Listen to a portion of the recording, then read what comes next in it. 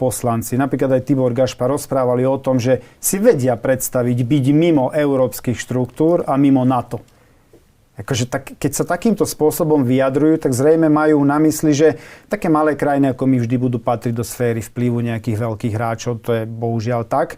A potom si predstavujú naše pôsobenie ďalej v sfére vplyvu Ruska, zločinca Vladimíra Putina, ktorý svojho suseda ničí, likviduje, zabíja deti, ženy. Akože tam nás chce vidieť, kde sú 239 eurové dôchodky. My máme na Slovensku 3-krát vyššie priemerné dôchodky. Rovnako platy. Tam nás chce vidieť Tibor Gašpar s Robertom Ficom.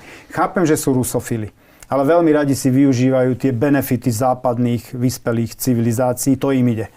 Ale nás, ostatných, ktorí tu tvoríme hodnoty, nás chcú vidieť niekde v sfére ruského vplyvu. Oni majú domy a haciendy vo Francúzsku, v Chorvátsku, dokonca nepriznané v majetkovom priznaní, vedome porušujú zákony, ale nás by vydali na pospas tej chudobe, ktorá postihuje napríklad bieloruských občanov alebo ruských občanov.